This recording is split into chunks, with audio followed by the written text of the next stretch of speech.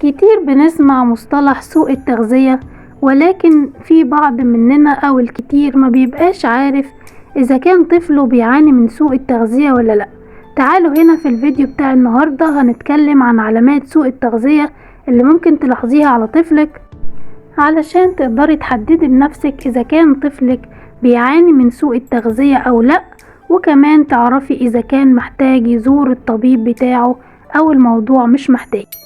وأهم وأول علامة ممكن تلاحظيها بنفسك على طفلك هي تغير لون وشه أو وجود شحوب أو بهتان في لون وش الطفل بتاعك غير المعتاد بتاعه. تاني علامة إن طفلك يكون وزنه ضعيف أو وزنه ثابت، ودي بتعرفيها بتطبيق معادلة الوزن المثالي للطفل أو عن طريق منحنيات النمو الخاصة بوزن الطفل اللي احنا بنسميها الجروث تشارت. العلامة الثالثة ان طفلك يكون عنده فقدان في الشهية وعنده رفض دائم ومتكرر للأكل. رابع نقطة بتعرفنا ان الطفل ممكن يكون بيعاني من سوء التغذية هي تكرار التعب عليه. على طول بنلاقي الطفل كل شوية بيتعب وعنده نزلات شعبية او نزلات برد متكررة. رقم 5 لو طفلك عنده تقزم او كسر قامة، السبب غالبا بيكون سوء التغذية.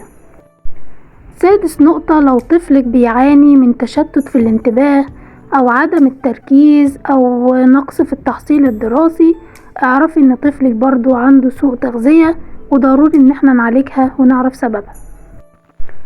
رقم 7 لو الطفل عنده تأخر في التطور الحركي او حتى تأخر في التسنين، اعرفي ان هو بيعاني من سوء التغذية.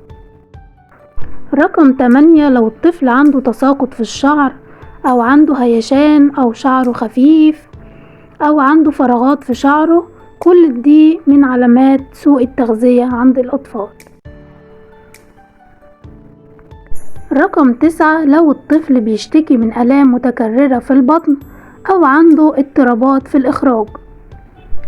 رقم 10 لو الطفل بيعاني من اضطرابات في النوم وقلق وتوتر، هنا الطفل غالبا بيعاني برضو من سوء تغذية، ودي واحدة برضو من العلامات المهمة اللي بتدل على ان الطفل عنده سوء تغذية. اشكركم على متابعة الفيديو، اتمنى تكونوا استفدتم من المعلومات اللي قدمناها، واشوفكم في فيديو جديد ان شاء الله.